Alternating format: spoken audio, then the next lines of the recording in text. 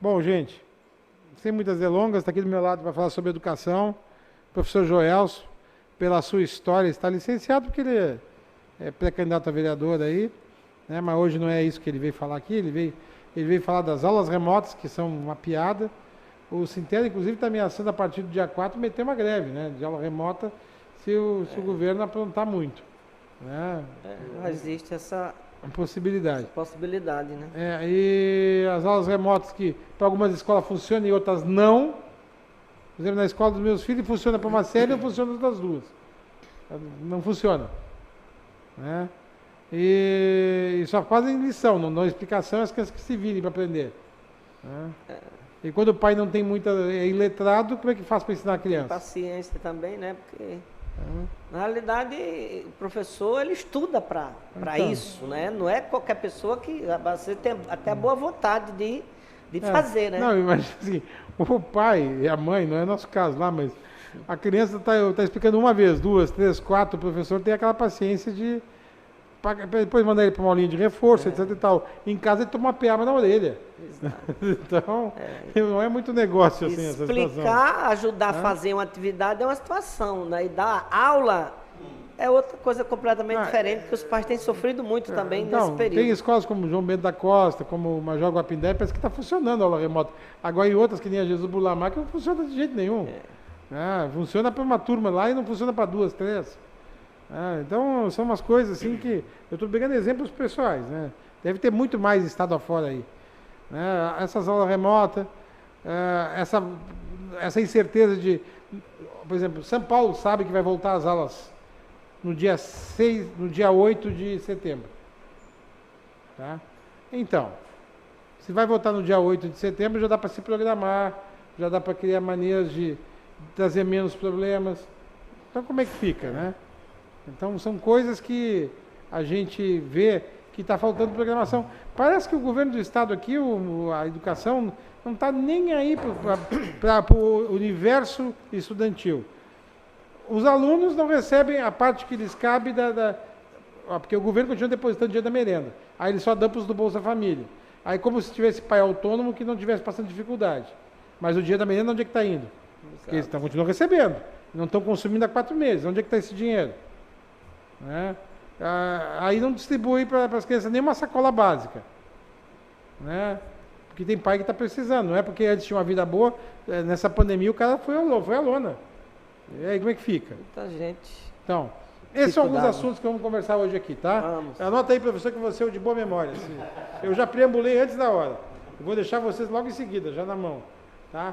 Saúde aí, o Joelso. Muito bem. Quero saudar, antes de mais nada, as pessoas que estão em casa. Muito obrigado pela audiência de todos.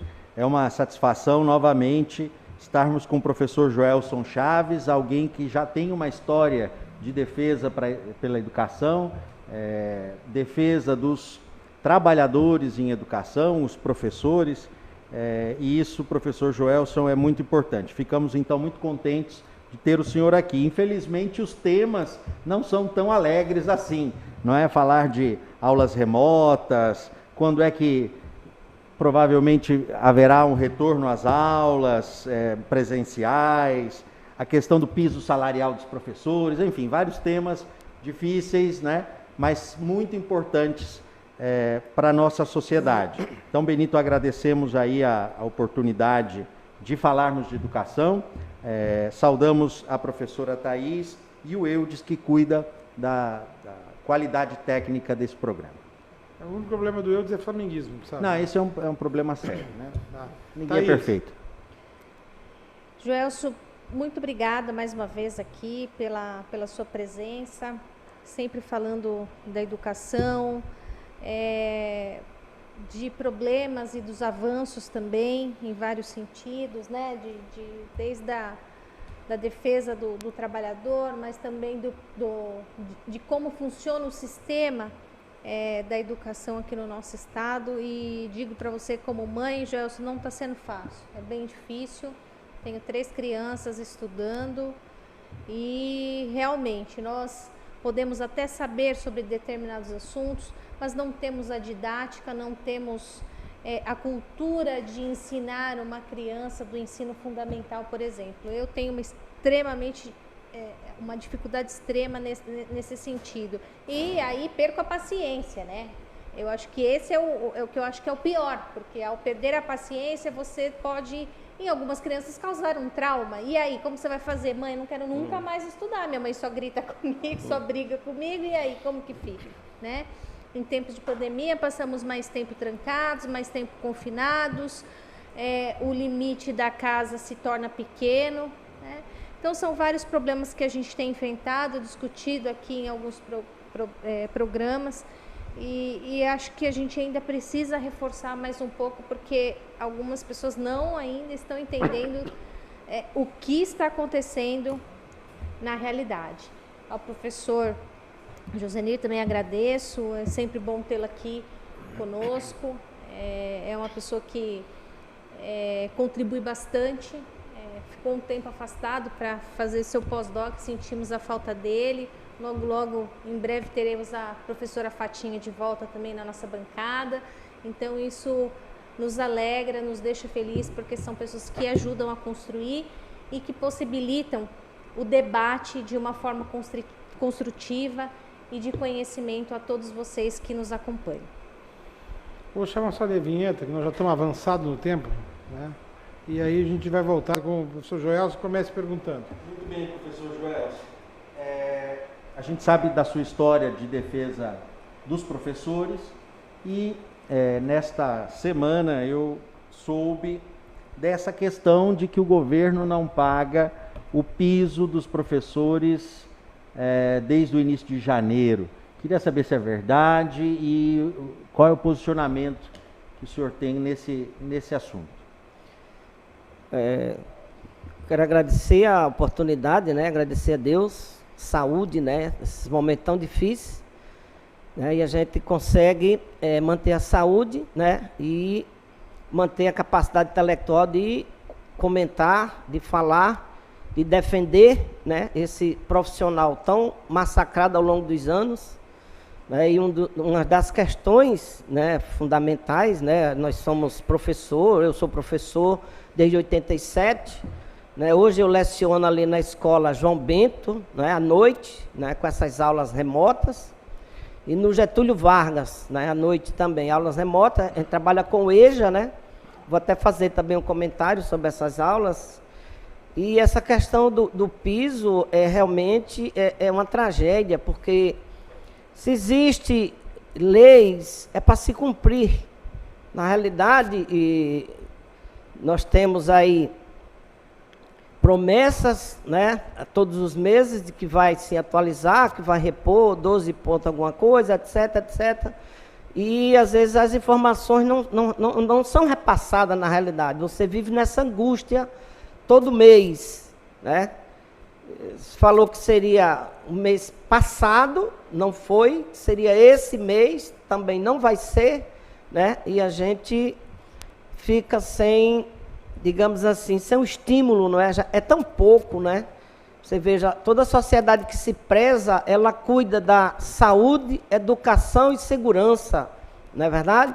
E a gente observa que é exatamente isso que tem faltado, né? Ou se o investimento é tão pouco ou quase nada, né? Para se construir uma sociedade equilibrada, né, com justiça social, é preciso que a gente tenha uma educação de qualidade, que tenha as condições necessárias, né? E às vezes a gente vê, né, ao longo dos anos, que quando o professor chega para a sua aposentadoria é uma tragédia. Uma tragédia porque você perde as gratificações transitórias, né? Hoje a gente chega em torno de R$1.000 e poucos, você perde vale transporte, você perde auxílio saúde, você perde, quer dizer, é realmente uma tragédia. E entra governo e sai governo e a gente não tem, né, digamos assim, uma solução do problema, né? É uma questão que se arrasta há séculos, né? Não quer dizer que é culpa desse governo que está aí, mas é do que foi, do que passou, do que talvez do próximo que venha, né? E eu sou professor desde 87, né? E eu falo com propriedade porque eu sempre estive em sala de aula, né? Fui presidente do sindicato dos professores, me licenciei, né? Mas continuei dando aula, né? Fui diretor de escola, Eduardo Lima Silva, Jorge Vicente Salazar, Marisaura, São Pedro, e por último o Heloísa Bentes, né? E lecionava à noite no município. Então, a gente sabe o que é luta, a gente sabe o que é dificuldade. Então, quando a gente tem uma esperança de ter tão pouco assim, num piso, que é uma lei, né? Piso nacional, e de repente você vira ali para o lado do Maranhão e fica pasmo. Como é que o governador do Maranhão, Flávio Dino, ele consegue, né, manter um salário lá de 5 mil e pouco, 5 mil e alguma coisa? Né? Eu tive a oportunidade, data vênia, de conversar com o governador, né, e pedir algumas orientações, né, e ele me explicou. Na realidade, não é fácil. Não é fácil você valorizar o professor, porque N situações conspiram contra. Né? Então, tem uma série de fatores que eu não vou entrar em detalhe aqui, mas na outra oportunidade a gente pode... Né? Mas ele disse que uma das coisas que o governo ele tem que ter, né, é palavra, é caráter. Porque todo mundo sobe no palanque e fala saúde, educação, segurança, em primeiro lugar, e quando a gente vê, a prática, né, não bate com a escrita. Então é lamentável. Né? E só para a gente fazer a colocação, né, um pouco dessas aulas remotas, né, que também foi uma tragédia na vida do professor e dos pais e dos alunos. Generalizou a situação. Né? A gente tem colocado de outras oportunidades que nós deveríamos ter feito digamos assim, uma preparação para absorver essa questão das aulas. Porque precisamos fazer alguma coisa na realidade, ninguém é contra. Né? O que a gente entende é que não houve um planejamento prévio, né? Até para preparar o psicológico do pai, do aluno, do próprio professor, certo? Porque a gente não tinha essa habilidade com essa tecnologia. Nem todos os professores têm. Nós temos aí uma parcela de professores, né, que estão em vésperas de se aposentar, né? Não se aposentam porque vai perder muito no salário e, sabe, fica em sala de aula, né, tentando não ter aquela perca, né, quando você se aposenta, porque é uma tragédia. Então, você vê que temos uma gama de professores que está já tem idade para se aposentar. São professores do grupo de risco. Né? São professores que teve um choque psicológico, tiveram que ficar em casa, né, trancados, sem poder sair. Uma série de fatores. Aí você vem, aula remota, né? Você entra no sistema, você faz um cadastro. Aí vai lá, tá, vamos fazer o registro da aula. Aí você entra lá na plataforma. Né? Eu vou falar por mim, porque é o que eu tenho lá no João Bento. Eu deveria ter em torno de 350 alunos, no total. Se eu fosse presencial, eu teria talvez até mais. E na plataforma, né, com essas aulas remotas, eu tinha 89 alunos, um total de 89 alunos. E as atividades, a gente faz o texto, né, cola um texto, vai na internet, pega um filme, você joga lá no grupo, etc. Quer dizer, aí eles vão lá, ler o texto, né, aí tem umas perguntas, né, tem um filme para ajudar na compreensão. Mas dos 89, 12, 14, chegou a 18 responderem. Né? Já fizemos várias atividades. Então, o que é que a gente entende? Alguns alunos, eles dizem, professor, não tenho internet, professor, o meu pacote acabou, professor, travou, professor, é muita matéria, muito conteúdo e o celular queimou, parou, uma série de fatores, né, que não foi, digamos assim, feito esse planejamento prévio. Né? Eu repito, nós não somos nem fomos contra, certo? Precisava ter parado aí uns 15, 20 dias, talvez 30, não sei, tá? Preparar psicologicamente mesmo. Olha, pai, a situação vai ser assim, nós vamos mandar essa atividade, certo? Aí o senhor faz e ajuda, etc. Que a gente não pode ficar de braço cruzado, a gente precisa fazer alguma coisa, né? E talvez, não sei se a gente vai ter um resultado positivo, mas eu repito, é importante a gente tentar fazer, na realidade. O que tem também nos causado um grande transtorno é a cobrança, certo? Nós tivemos agora, esses dias, a troca de plataforma. Outra tragédia na vida do professor. Ora, se a gente não estava nem adaptado a essa primeira, porque lá tem um mural, e tem um grupo, e tem não sei o que lá. Tá. e você joga a atividade, vamos supor, no mural, para a turma toda ver. E às vezes tem alunos que não veio, não chegou, aí você tem que jogar no outro, lá na sala de aula, vamos supor, certo? E às vezes o aluno não consegue acessar. Eu não tenho conhecimento dessa tecnologia, tá entendendo? Eu faço como deve ser feito. Tudo bem que a Seduca, ela tentou fazer alguns cursos remotos aí, né? Tal, mas ela esquece que o professor dá aula em 2 escolas, às vezes é um treinamento aqui, mas ele está dando aula ali. E vice-versa. No meu caso, eu leciono à noite, né? E durante o dia eu tenho outras atividades. Também não estou na rua, não estou, né? Estou em casa, mas estou fazendo algumas atividades em casa devido ao meu trabalho. E muitas vezes eu não conseguia participar desse treinamento, certo? Então não foi legal. Por isso que eu repito a questão do planejamento prévio. A gente para 20 dias, discute, conversa, ouve sindicato, pai, aluno, todo mundo, vamos tentar fazer? Vamos tentar fazer, sim, claro. O problema foi exatamente essa ausência desse planejamento. Tá. Deixa eu fazer só um intervalo comercial rapidinho, que eu preciso liberar o professor, ele vai se despedir. Aí no próximo bloco a gente retoma a tua linha de raciocínio, pode ser? Tudo bem. Professor. Muito bem, agradeço então a possibilidade de participar. Obrigado, professor Joelson. Obrigado a todos. Até o próximo programa. Bom, o que? Achei que a gente se despedir também, japonesa. Não, não. É jogo rápido, é não lá. Pode cá. Pronto, ó, eu te interrompi na hora que tu ia começar a falar do retorno das aulas. Exato. Tá, aí é contigo. Tá. Então, para a gente ver, né, que a necessidade, agora a Secretaria de Educação, ela se antecipa, né, e chama, os sindicatos estão reunidos, né, aí eu estou fora porque eu estou afastado, mas muito em breve vou ficar sabendo, para uma conversa, né, chama pais, chama sindicatos, né, conselho estadual, municipal, os órgãos preocupados com essa questão da retorno às aulas, né, para uma conversa, né, e já se programar, se preparar para o retorno. Claro, obviamente esse retorno não vai ser agora, certo? A gente sabe que a pandemia, né, esse Covid-19, né, ele ataca muito, né, no processo de aglomeração, né, muita gente, etc, etc. E a gente sabe que a escola, né, ela é exatamente essa questão de risco, né, de aglomeração. Nós temos uma escola, as escolas, né, superlotadas, né, as crianças, principalmente as crianças, né, que não têm os cuidados devidos, né, não vai ter como você controlar a criança, é quase que impossível.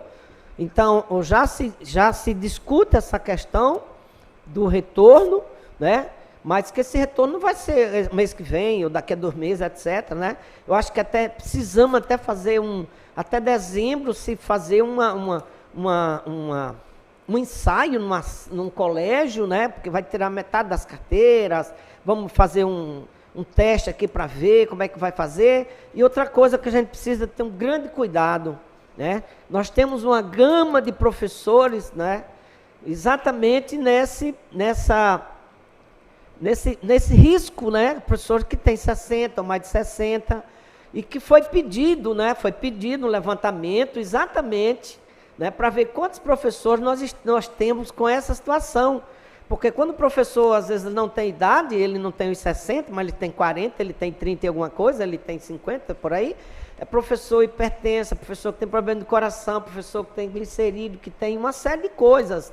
Então, se a gente for fazer um levantamento, é preciso que a gente tenha noção quantos professores não vão poder retornar à sala de aula agora, ou ano que vem, né? Outra coisa que a gente precisa observar também é o psicológico, é o retorno às aulas, certo? As crianças, os adultos, é uma série de fatores que, como não houve um trabalho, né, antecipado lá na frente para entrar nessas aulas remotas, né? Hoje a gente, para sair dela, vai ter que ter um tratamento psicológico. Olha.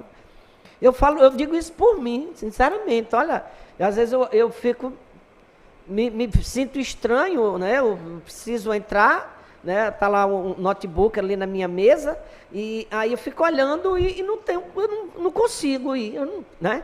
Quer dizer, eu já estou desconfiado que eu estou com algum problema. Eu vou procurar uma consulta, alguma coisa para ver, porque essa mudança, né, ela trouxe isso para a gente, né? Uma questão que maltrata mais o professor, não é nem esse trabalho, mas é a cobrança, certo? É a cobrança sem necessidade, uma cobrança sem necessidade, certo? E isso causa um transtorno. Se você não dominava aquela primeira plataforma, você passa para a segunda plataforma, né? Eu tinha em torno de 20 alunos, um exemplo, lá na 8ª série no Getúlio, trocou de plataforma, hoje eu tenho 6. Na 8ª eu tinha 27 alunos, na realidade são 40, né, se eu tivesse presencial. Trocou de plataforma, estou em 12. Quer dizer, não sei se foi para melhor. Aí você vai passar atividade lá, botar lá no mural para quem? Quer dizer, eu acredito, né, que o resultado não vai ser, né, legal, não vai ser... Né? O importante é que a gente, nesse período, tentou fazer alguma coisa. Agora, eu volto à questão da cobrança, da exigência. Tem que fazer isso, tem que fazer isso, tem que registrar isso, senão vai fechar o sistema. Se não fizer hoje, não vai registrar a aula, que não sei o quê. Puxa vida, a gente vai ficar doido desse jeito, não é verdade? Então, eu repito, a gente tem algumas atitudes, né, o governo do Estado, que parece que ele tem a educação como inimigo. Né? Não é assim que se trata. Nós vamos ter um problema seríssimo na volta. Né? Então, é nesse sentido que a gente pede, né, pede à Secretaria de Estado da Educação, né, que tenha mais calma, tenha cautela, que o professor vai fazer, ninguém se nega a fazer essa atividade. Certo? Apesar das dificuldades que nós sentimos, né, o professor ele tem feito. Agora, eu repito, a questão da exigência, certo? Vamos cuidar melhor um dos outros, certo? Toda a sociedade que se preza, cuida bem da saúde, da educação, da segurança. E por que a gente aqui não tem esse cuidado? Né? Nós tomamos um rumo diferente, né? Nós estamos assistindo aí uma devastação no planeta. Né? Nós estamos assistindo aí um massacre aos índios. Se não fossem os índios aqui na Amazônia, já tinham derrubado todas as árvores, já tinham acabado com tudo. O que nos está faltando na realidade nesse momento de pandemia, de dificuldade? Né? A gente assiste as corrupções, um absurdo, superfaturando ventiladores, hospital de campanha que não existiu, que não funcionou. É uma terrível... Que tipo de ser humano são esses que em plena dificuldade, onde pessoas estão morrendo porque se tivesse tido um cuidado maior ou melhor, né, não estaria acontecendo tantas mortes. Né? Então, a gente, enquanto professor, a gente fica indignado com isso. É preciso buscar novos rumos, né? É preciso valorizar a educação verdadeiramente. Né? Vamos acabar com esse massacre. Né? A educação, a gente lamenta muito, né? Às vezes a gente se excede um pouco, porque está num período, um clima terrível, né? Aí você vê que vai ser descontado 6% do vale transporte. Que é isso? Quando você está em casa, aí a sua energia foi lá para cima, você tem que ligar uma central, quem não tem, liga o ventilador, né? A internet você está usando mais e assim por diante. Aí vem a questão do piso. Quer dizer, nós estamos esperando esse piso desde janeiro. Todo mês se promete e agora a gente não tem informação. Não se informa o correto. Então a gente pede que a Secretaria do Estado da Educação ela tenha mais cuidado, né? Valorize mais esse profissional. Não somos inimigos do governo, muito pelo contrário, nós estamos para contribuir com a educação de qualidade. Deixo o meu abraço. Repito uma frase, nunca se vence uma guerra lutando sozinho, já dizia Raul Seixas, e para a gente trazer de volta a educação ao seu patamar de destaque, é preciso a contribuição de todos. Um abraço e até a próxima oportunidade. Eu que agradeço, meu querido. Thaís, se despeça do Joelson. Professor Joelson, muito obrigada pela sua presença mais uma vez, pela contribuição, e a vocês de casa até o próximo programa. Fica firme, tá, meu querido? A luta continua. E por hoje é só, pessoal. Que o grande arquiteto universo continue escrevendo a todos, com sua luz, sua vida, seu amor E eu te encontro aqui com certeza no próximo programa. Foi um privilégio ter estado com vocês. Até lá.